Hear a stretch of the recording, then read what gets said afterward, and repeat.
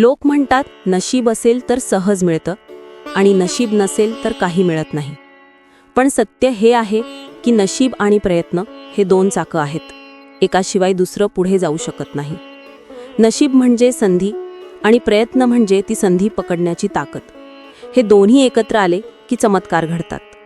विश्व आपल्याला संधी देतं, पण ती ओळखण्याची क्षमता मात्र प्रयत्नातून येते. अनेक वेळा संधी आपल्या समोर असते, पण तयारी नसल्याने आपण ती पाहू शकत नाही.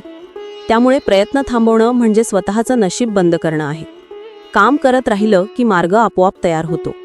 लोक अनेकदा नशिबावर जास्त विश्वास ठेवतात आणि स्वतःच्या शक्तीला कमी लेखतात. पण वास्तव हे आहे की नशीब तयार होतं ते तुमच्या ऊर्जेतून. जिथे प्रयत्न असतो, जिथे सातत्य असतं, जिथे मनापासून इच्छा असते, तिथे नशीब स्वतः चालत येतं.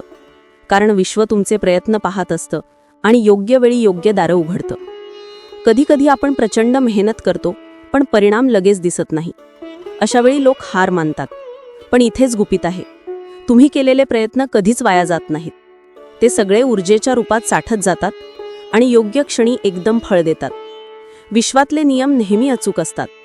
फक्त वेळ आपल्याला दिसत नाही. नशीब म्हणजे चमत्कार नाही. नशीब म्हणजे प्रयत्नांचा संचित परिणाम.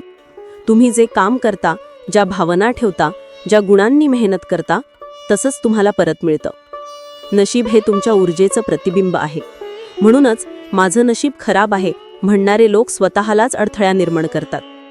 शेवटी एकच सत्य, नशीब त्या लोकांच्या बाजूनी असतं जे प्रयत्न करणं कधीच थांबवत नाहीत. वाहत जाणारा प्रवाह नेहमी पुढे जातो. तसंच प्रयत्न करत राहिलं की विश्वालाही तुमच्या बाजूला उभं राहावंच लागतं. नशीब आणि प्रयत्न दोन्ही तुमच्या हातात आहेत.